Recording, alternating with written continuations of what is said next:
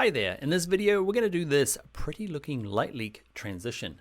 I go on a little bit of a tangent in this one. It is useful tangents, okay, but the short version, if you're just kind of revising here, is basically you import a light leak bit of video, and then you change the opacity blending mode to screen, and basically you're there. But there's other things I want to share in this video with you, so let's get into it. All right, so to spice this one up, we're going to add a few little extras as well as doing that light leak transition. So I'm working on the last project here. I want to bring in the sequence that we worked on earlier. Okay, so if you didn't work on that Irish tourism sequence, just bring in the raw footage. Okay, just dump that on a new timeline, bring in A and B.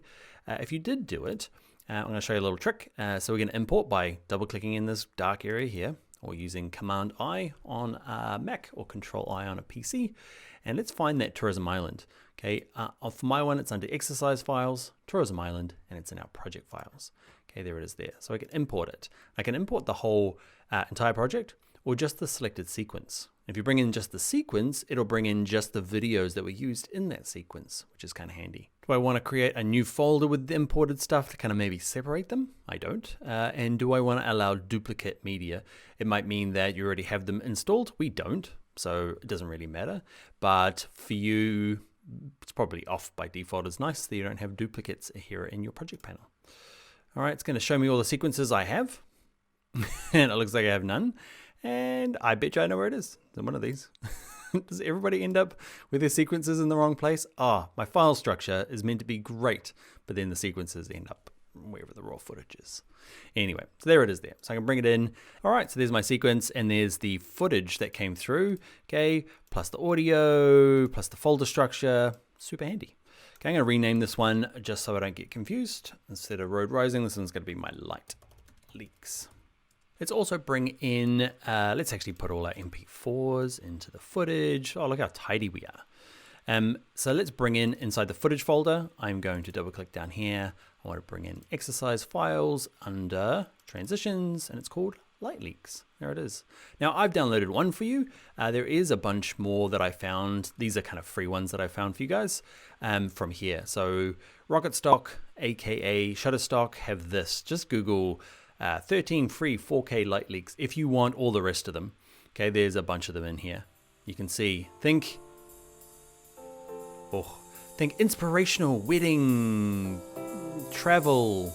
Okay, so there's some nice ones in here. I've just picked one for us, so you can go get the rest of them. You can obviously pay for them as well. I pay for mine normally through something like Envato Elements. That's really good. And Adobe Stock has some great ones as well. And it's not so much a transition, right? It's more of a thing that you overlay over the top. So it's not going to be our nice transition like in our effects, like a cross dissolve that fits in between it.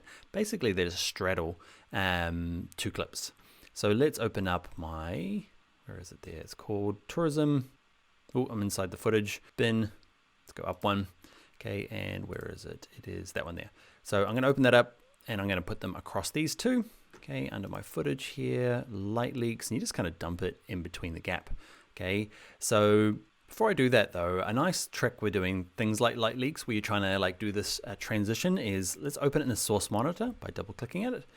And I'm going to scrub through. It's really handy if you find a light leak or a smoke transition or any of these sorts of video transitions, okay, we're just overlaying it, where there's some sort of like full coverage, because then it hides the join. Okay, if there's not, it works, but it's better when there's a full join. So I found that full join, and did you know I can hit my M key to add a marker to my source file rather than just here on my timeline? Ooh, you do now. Okay, so I'm going to add, I think this has audio, which has nothing on it, which happens a lot. Okay, I'm going to drag just the video down and kind of lump it over the top here. And the cool thing about it is it should be snapping. If it's not, turn your snap on. Okay, and maybe the marker should snap to that edge there. At least I know where it is. So I'm going to zoom in a little bit, plus. Okay, and let's have a little look. So it's already lined up. If it doesn't, who remembers the shortcut for kind of like nudging it left, nudging it right? Okay, well, you kind of remember something to do with the cursor keys. Hold Shift key down. Nope. Hold the Command key down on a Mac, Control key on a PC. Okay, and just kind of tap left and right, and it'll jump frame to frame so you can kind of line it up nicely. Nice full whiteness there. All right, so let's move our timeline along, our CTI, to a part where it's a little bit more obvious.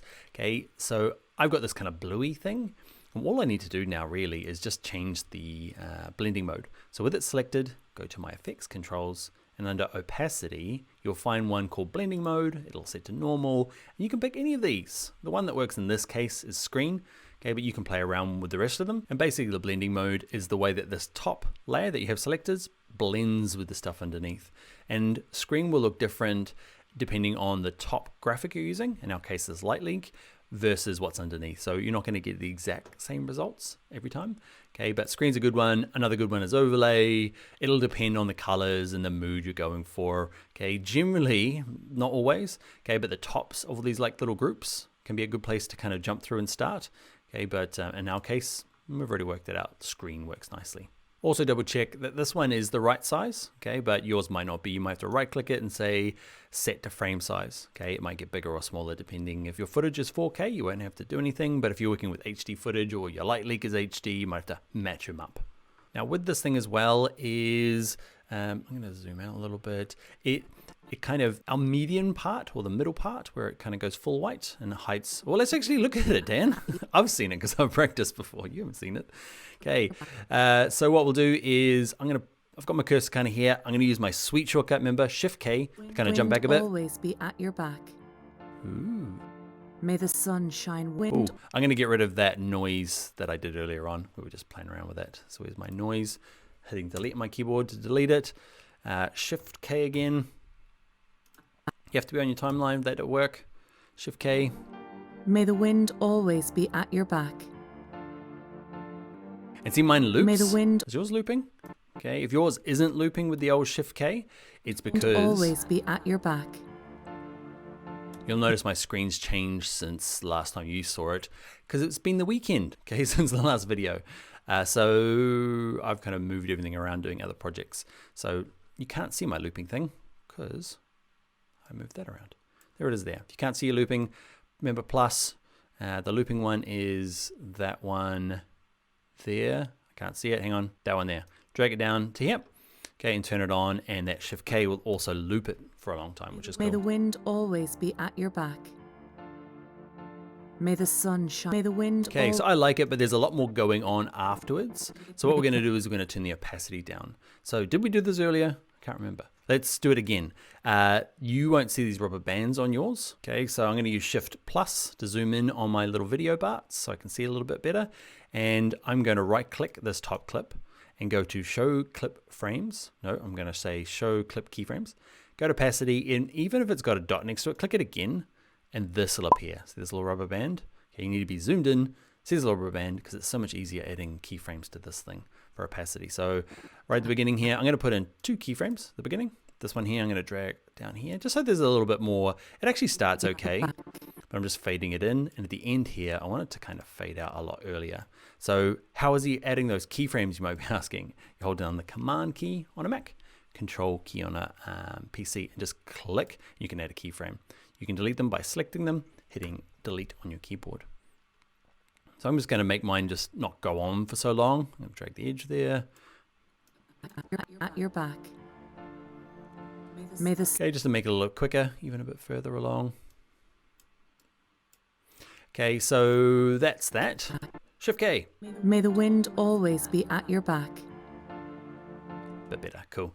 The other thing is that there's quite a strong tone in this one, and it's not what I need, it's blue. Okay, can you see here, it's quite blue.